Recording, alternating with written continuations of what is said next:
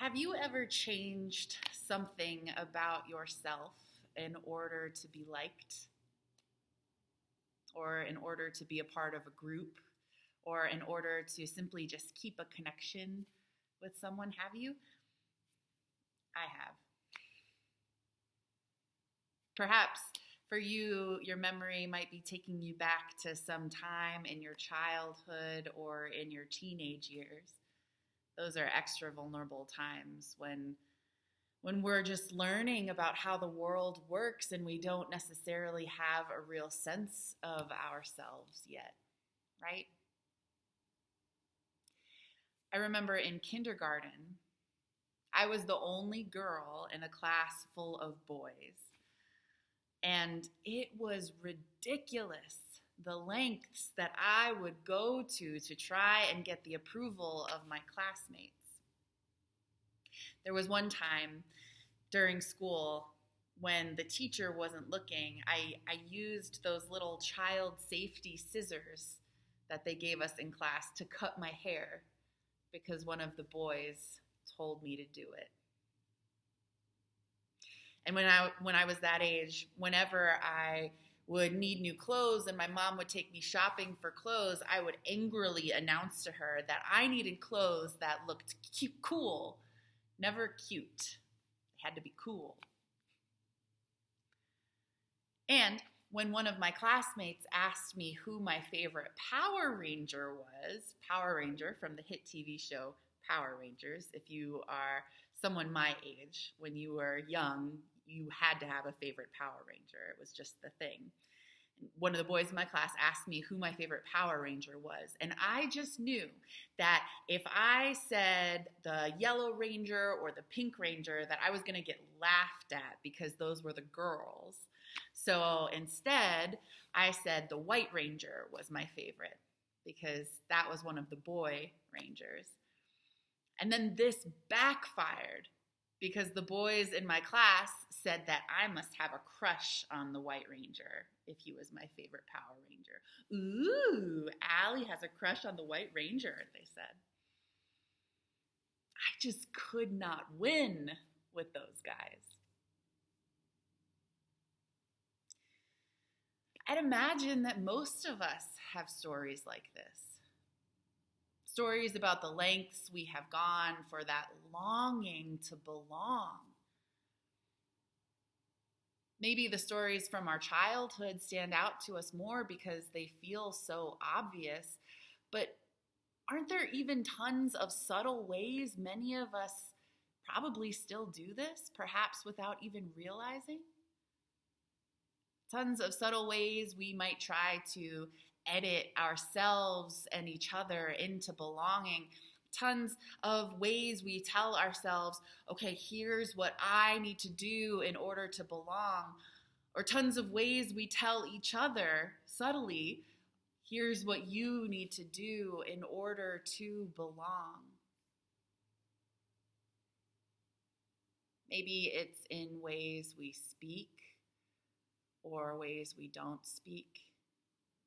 Maybe in how we dress, maybe in what we know or what we pretend to know, maybe what we do, maybe decisions we make or opinions we share.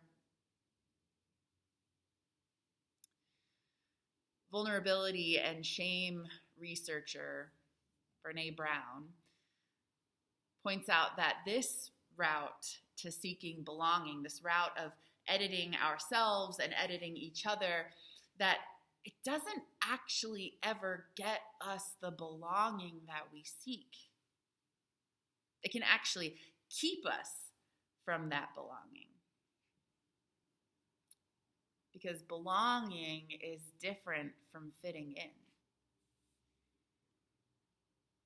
In her book, The Gift of Imperfection, Brene Brown explains, fitting in is about assessing a situation and becoming who you need to be accepted. Belonging, on the other hand, doesn't require us to change who we are. It requires us to be who we are. Fitting in is about assessing a situation and becoming who you need to be accepted. Belonging, on the other hand, doesn't require us to change who we are. It requires us to be who we are.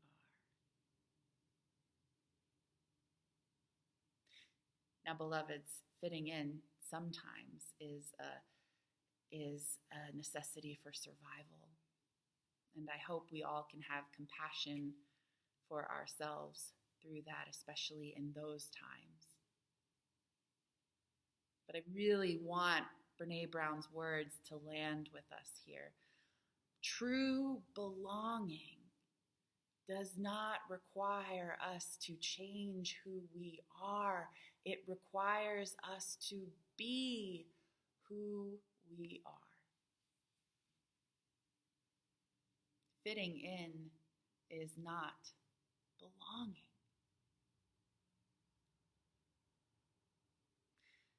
I wonder if you have ever felt that sense of true belonging. That experience of being fully yourself with someone and knowing that all of who you are is known and welcomed and loved. Have you felt that? If you have felt that, where have you felt that?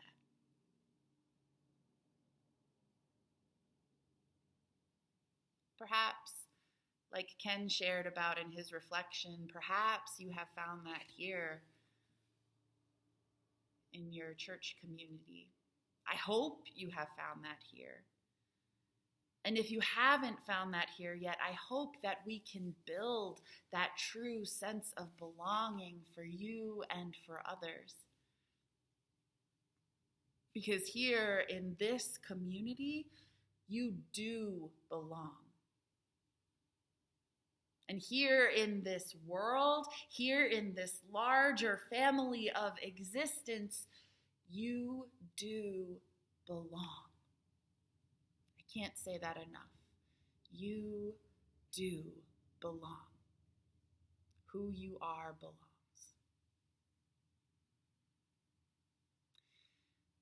It's one of those paradoxes, right? That you already belong, that who we are in our bones, our most authentic selves, that we inherently belong, and also that belonging is something we build for each other at the same time. It both is true and also it needs all of us to make it true.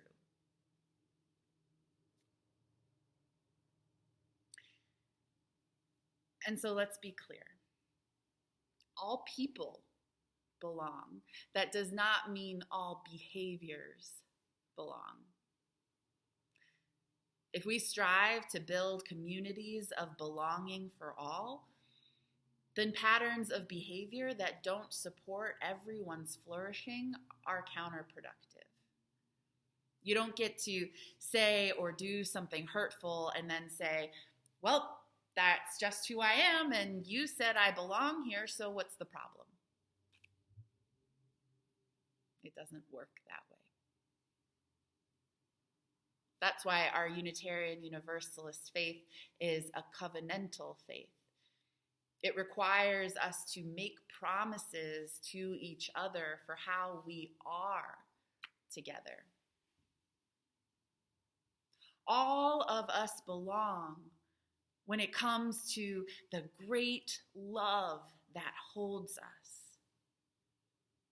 And all of us need to embody that love to make it so.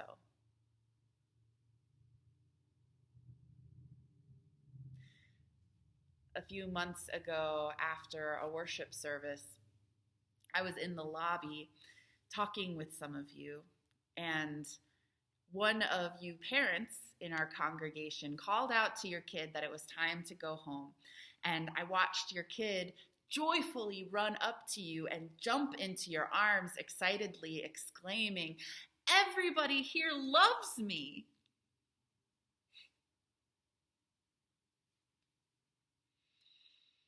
Boy, isn't that belonging? And how powerful that our congregation can do that for our children.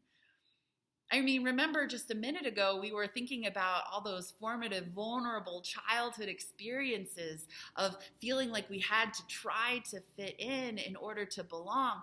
Isn't showing our children that they already belong the best antidote to that?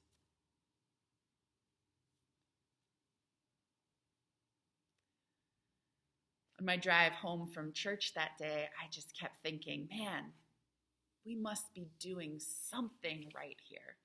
Let's keep doing more of that for each other, for everyone.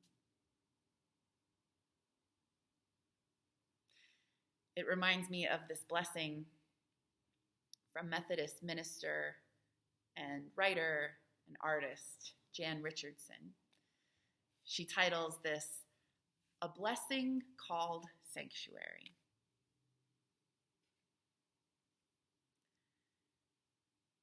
You hardly knew how hungry you were to be gathered in, to receive the welcome that invited you to enter entirely. Nothing of you found foreign or strange, nothing of your life that you were asked to leave behind or to carry in silence or in shame. Tentative steps became settling in, leaning into blessing,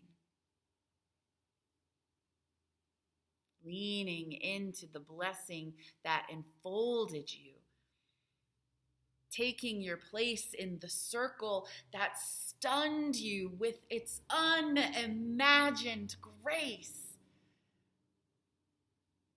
You began to breathe again, to move without fear, to speak with abandon the words you carried in your bones that echoed in your being. You learned to sing.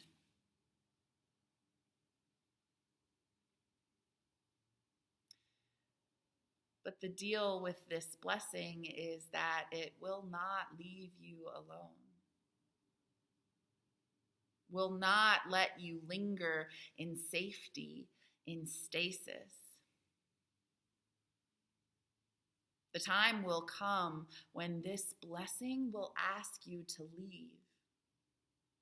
Not because it has tired of you, but because it desires for you to become the sanctuary that you have found. To speak your word into the world, to tell what you have heard with your own ears, seen with your own eyes, known in your own heart, that you are beloved, precious child of God, beautiful to behold, and you are welcome, and more than welcome here.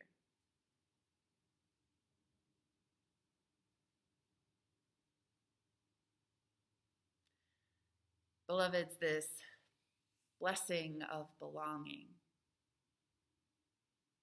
The blessing is in that it is both a sanctuary that we are called to rest in and a sanctuary that we are called to become for others. We are enfolded by this blessing, and we must enfold others with it. We get to take our place in the circle while drawing that circle wide enough to invite others.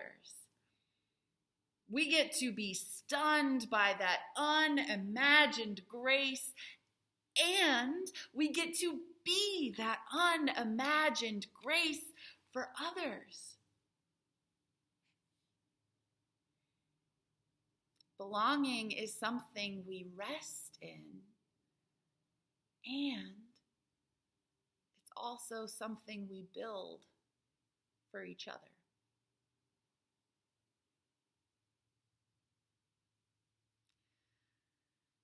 You know, oftentimes when I preach on welcoming or belonging, some of you will come up to me after that service and share with me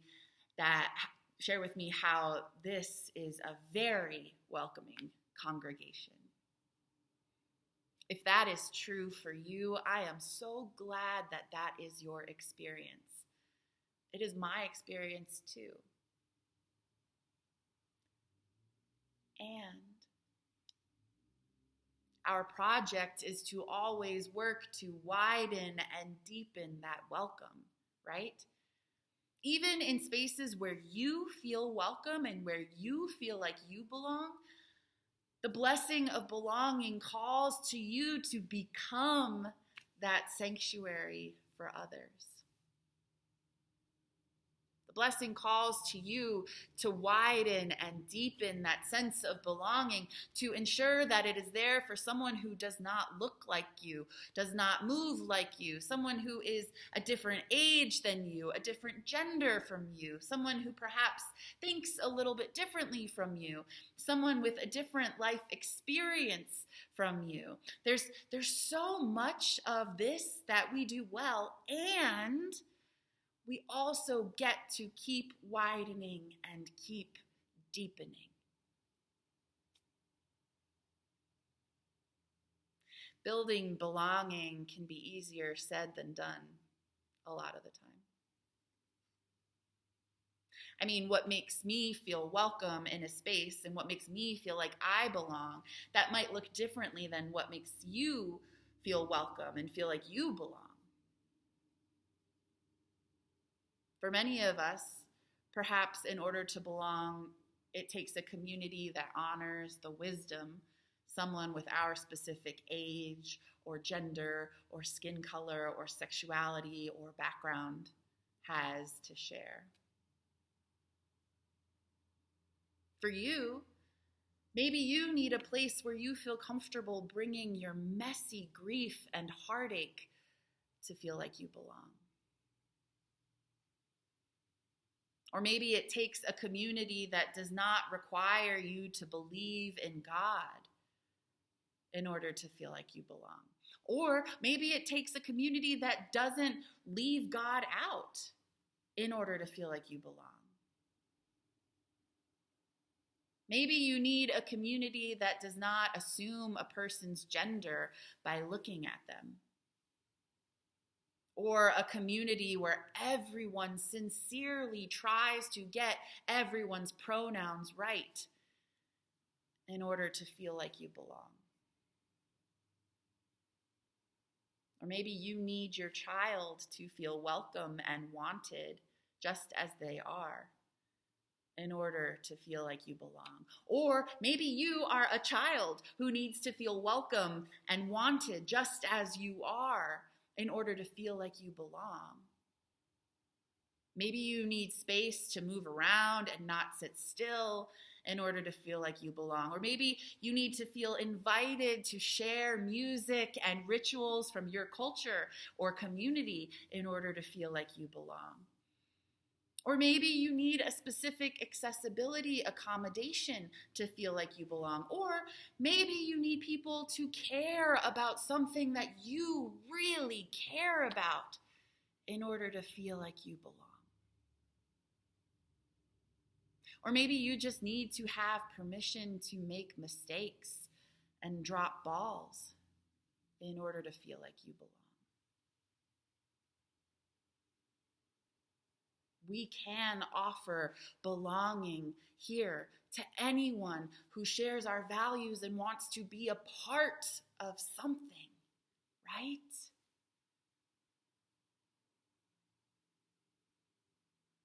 I'm grateful for the wise words of Zen teacher Reverend Angel Kyoto Williams, who asserts that it is a community's responsibility to ask not how do we make you a part of who we are, but instead, how do we become more of what you are? How do we become more of what you are? That is how we build belonging. How do we become more of what you are?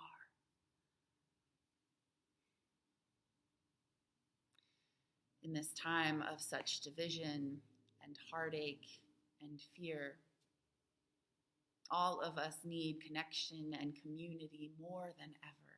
All of us need belonging. So how do we become more of what you are, beloved? May our hearts ask that question of each other and of everyone who comes through our doors. How do we become more of what you are? And may we bring that question to all the other communities we might be a part of. How do we become more of what you are? You belong here, beloved. May we all rest in that sanctuary of belonging, and may we be that sanctuary of belonging. May it be so.